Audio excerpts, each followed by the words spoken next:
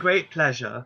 Despite us talking quite a lot over the years, but after 2 years, I brought back Aditya Rawal with me on Filme Shilmy, who celebrates two wonderful contents together, Aar Ya Paar and Faraaz. So, firstly, a huge welcome and congratulations, Aditya. Thank you so much, Anuj. As you said, it's always a pleasure to talk to you on the record or off. Absolutely, no, for sure. But look, I think I'm gonna jump straight into Faraz because I mean I've known about this film for like the longest amount of time, and I think when I watched it at BFI's London Film Festival, I think your performance really blew it out of the park, and I think you've been getting a lot of positive reactions. I think both for Arya Par as well. How does it feel to finally get that recognition and that appreciation that perhaps you've got for Mumford, but now it's on a bit more of a mainstream level? I mean, it feels great, right? As you can imagine, it's humbling, it's overwhelming, but it's also in its own way, it's frightening and it kind of motivates you in the right way because you want to make sure that the work you do in the future is a sort of an improvement upon what you've done in the past, or at least matches up to it in some way or another. So I mean, it just feels wonderful. Right. Now, one thing that I like about both of the characters that you played, of course, Faraz is more on the negative side. But if we look at your character in Adyapad, it's definitely grey, but it talks about defending the indigenous world, the community, indigenous community. He's a head honcho of that. Uh, Very different roles. When it came to preparing for these roles, I'm sure they were at different times, but how much of it has left an impact on your psyche and the way you approach life? I feel like every, whether I'm working as a writer or as an actor, every film that I've written or play that I've written, or the same goes for acting, whether any film or play that I've acted in, has always left an imprint on me because I think for me that the choices I make sort of are a reflection of the things that I'm interested in or the things that I would like to learn about, the worlds that I would like to explore. So once you've done that, it is bound to leave an impression on you, both as an artist and as a human being. If I speak, specifically for something like Arya Par, just the idea that we read about it and it's become a bit of a cliche in that being one with nature, or being that nature is a part of you and all of those things. But when I started researching these tribal communities, the indigenous communities, I really could see how that works for them, Yeah. and how they truly are a part of nature. It is an extension of themselves. That's how connected they are, but then that's also how reliant they are upon it, and they're very cognizant of that. So the humility that brings with it, I think, is something that I mean that it was really humbling for me to sort of learn that and to experience that in some way. And I think that's the thing I will hold on to when it comes to Arya Par. When it as and this is all in regard as a human being, as an artist, we'll come to. But when it comes to Faraz, I think just the idea that these boys that storm a cafe, they shoot it up and they hold it hostage for a long night. They were not your typical idea of terrorists, certainly not your typical idea of cinematic terrorists, which is your gun-toting Naribas terrorists that are often one note. The Mm. idea with for Hansal sir was always to sort of explore the layers of humanity underneath this brutal act. But on researching this story and radicalization among the youth, I found that in this case specifically there was these kids are very well most of these kids were very well educated. They came from privileged to semi-privileged backgrounds. Some of them were IB educated outside of the country, football fans like you or me, but they had options Yeah. in life. They could have, they weren't, picking up a gun to feed their family or anything of that sort. So, Mhm. where did that radicalization come from? They had so many avenues they could have explored. Why is this the avenue they went down? And discovering that, eventually they were all just lonely, lost souls that were vulnerable and had the wrong person at the wrong time put an arm around their shoulder, Hmm. you know, and to go down that path, to sort of have your rage fueled, to be incited to act in a reprehensible manner, uh, and to sort of discover that journey from the beginning, I Hmm. think was incredibly frightening. And that is what stuck with me, is the idea that no matter how well off you may be, you still are incredibly vulnerable. Hmm. That's very interesting. I'm going to use that actually as my next question because I feel vulnerability you've got to be as an artist, right? Because you have to be open to exploring different avenues, different parts of life. Uh, so again, where do you feel like where do you feel the roots of your vulnerability comes from as an actor? Any manner of things, right? It could be whether it's a cathartic experience, whether it is a moment of warmth or affection, or even at the other end of the spectrum, when there is when you are when when you face a defeat in some way, or when you face a criticism, or cruelty rather, from somebody that you particularly care about, that you have sort of invested a lot in. There are plenty of moments in life that I guess make you vulnerable. The hope is that as an actor, you are able to remember those moments, to be able to feel those moments, and somehow bring it into your performance, if and when applicable. I'm not, like I said, I'm not sure if I've answered your question correctly. No, no, no. You've answered it pretty well, and I think one thing that I can definitely sort of introspect over is that if we look at Bombard till now, many of the characters you have done are pretty much characters who have a dark shade. There's dark shades to them, but Hmm. they're also on the fringes of society. Correct. I think that's something which I find very fascinating. So we were just talking again about, the introspection aspect of that. So again, by you playing these uh, characters which are on the fringes of society, do you think that has really helped you to understand the emotions and the sort of mindset of people who might just be an antagonistic news headline? Has that really helped you to understand them a lot more as well? Of course, I mean, like, but then like you're saying, it is in the writing of those characters. Whether you pick up something like Bumpard, less so, because in the sense of the character's world, he's not exactly on the fringes of society. He's in fact in a rather privileged position when it comes to his society. So there's an arrogance that comes with that was actually something that my director Ranjan Chandel and I had discussed very often.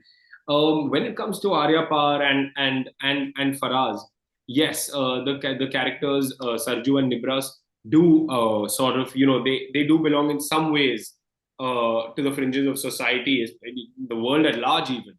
So for me, it was a really eye-opening experience, because yes, my background is very different from the character in Bampad or in Aar Ya Paar or Faraz. But in Aar Ya Paar and Faraz, my childhood has been very different. Yes. I've lived a rather sheltered childhood. Of course, yes, I used to play sport professionally, so that allowed me to explore certain things in really deep ways. But then there was always safety, involved. To be able to discover that, to be able to learn that, was incredibly enlightening. Yeah, and it's very interesting as well because I've been binge watching a lot of Smita Patil movies and a lot of Satyajit Ray films, and I am Shyam Benegal movies also, and I'm so drawn with the way they captured realism, and they often, the actors especially there often played realistic characters. I mean, Smita ji is known for that. So when it comes to projecting realism in cinema, what would you say is your go to either actor or director? Well, I would say, in many ways, Hansal sir appears at the top of that list for me, because if you look at his previous films, whether it's Shahid, Aligarh, Omerta too, in its telling, but because of the nature of the story, it's really action packed, because you're taking a large span of the life of somebody who has had a rather eventful life, so that tonally, yes, but at least narratively, perhaps it was slightly heightened or rather more action-packed and dramatic. You look at Aligarh, you look at Shahid, both of these films reflect those moments so beautifully. If you look at Manoj Bajpayee sir's performance in Aligarh, Mm. he is, right up there, as is Rajkumar Rao sir. Both of them were immaculate in those films. Hmm. I'm gonna go back to what you said about, you having a bit of a slightly sheltered life. Like I think like many of us have had, I'm sure. But when it comes to that, I think it's very interesting because I feel like, again, I'm not going to use the word star kid because I think Hmm. that's been so overused and overabused now. But the fact that obviously you are legendary, Paresh Rawal and Swaroop Sampat's son, the I would think that people would automatically think, अरे उसको तो बड़ा debut मिल जाएगा, या एक glamorous film में आएगा. But you really didn't choose that. I mean, did you choose intentionally to explore realism through cinema, or was there always that option as well for you to do glamorous work? So Anuja, the idea is, in our family has always been that we fend for ourselves, we find our own way. Of course, my parentage with my parentage comes greater accessibility and of course wonderful guidance from really experienced, knowledgeable people.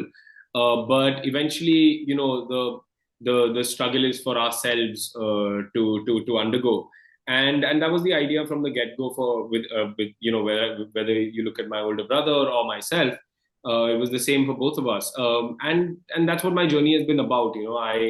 I've gone out, met people that I would like to work with, auditioned for roles that I would like to play, and one gets a number of things, especially as one does more work. One gets sort of to the opportunity to try out for or to choose more stories. My whole idea has always been to be a part of stories that speak to me, because I, as an actor, have to spend anything from 2 to 5 months working on a part. And if it does not speak to me, if my interest cannot sustain for the multiple months that I have to work on the film, Hmm. then I won't do a good job. So that sort of is my consideration. Then tonally speaking, or if you look at genre, then I am, I would love to explore all manner of things, be it heightened comedies or more slice of life, gentler films, roles that are closer to myself, Yeah. the Bombay boy that I am, or roles that are as far away from who I am as Sarju in Arya Par. Hmm. And I think often, Aditya, whenever we've spoken, we've always discussed Gujarati cinema, and Correct. आपने जोवा जाए तो even historically speaking हमें realism ही बातों करता था. Even if we look at Ketan Mehta sir's works, Oh yeah. the films that he's done, whether it's in the Gujarati language or just set in Gujarat, Yeah. there is a sense of again the sense of authenticity. You can literally feel the mitti of Gujarat in his films, but yet there's done so cinematically, visually, aesthetically as well. Um, so being an actor at this stage and seeing the revival Gujarati cinema is having, how confident now and how much strength does it give you as an artist to also contribute towards that cinema as well? Oh, absolutely. I mean, I am so glad to see films like Pannalin sir's Cello Show or Helaro doing well, sort of getting the viewership they deserve, getting the accolades they deserve. I think it is incredibly inspiring. I will go back and say that I had this thought 3 or 4 years ago when I saw the rise of Malayali cinema, and I felt that why not sort of why don't Gujarati filmmakers, writers, actors tell Gujarati stories as well? Make Gujarati films as well. And that was a big inspiration for me, because we have so many stories to tell. We have such rich worlds to explore. So many you know so many technicians, so many actors that are just wonderful, that work in different languages. but how to bring them together to make Gujarati films. So that has always been the hope. My father and we've collaborated on a film called Dear Father, Oh, which of is a course. Gujarati film as well. Yeah, yeah, yeah. So What a that film it was was, man. It was exactly, lovely. yes. Oh, I'm so glad you think so, man. I mean, I'm so happy to hear you say that. That really means a lot to me because someone such as yourself who has seen so much global cinema, for you to say that you like that film is a step in the right direction for us. So this film called Dear Father was based on a play that my father had done.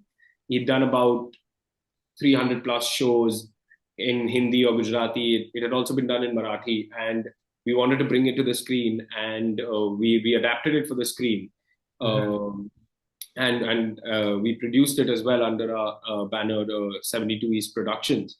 That Hmm. was actually our first production together. So we've really tried to put our best foot forward in that regard. Yeah. We want to tell more stories in all manner of languages, but in every language possible, but especially in Gujarati as well, because it is our native tongue. Yeah. And we'd like to sort of, tell our own tales as well. For sure, for sure. But it's interesting as well. I mean, when you do have such legendary parents, as artists, often people would ask about the whole burden and expectations and all of that. But actually, what I'm very fascinated to know is that you obviously have them, and of course, they've set a legacy. But how do you, amidst that, be inspired by them, but then also what helps you to find your voice as an artist? Whilst living in a family like that. See, I that's a problem I've never had in terms of my own identity or my own individuality is something that I was keenly aware of even as a youngster because I used to play cricket passionately. Then I started playing football professionally around the age of 17. So, I had always been in a place where I had to sort of find my own way, if you will. So, I think it's just about exposing yourself to different situations, to different challenges, trying to learn as much as you can, trying to be curious about the world. And once you've imbibed all of that, when you're expressing yourself, to be able to do it with utmost honesty. You referenced Ketan Mehta sir earlier in the conversation, and you said, there is a real, you can almost reach out and touch his films, especially the realistic ones that he made, the more Mm. naturalistic ones. And I feel like he did that by being completely honest to himself.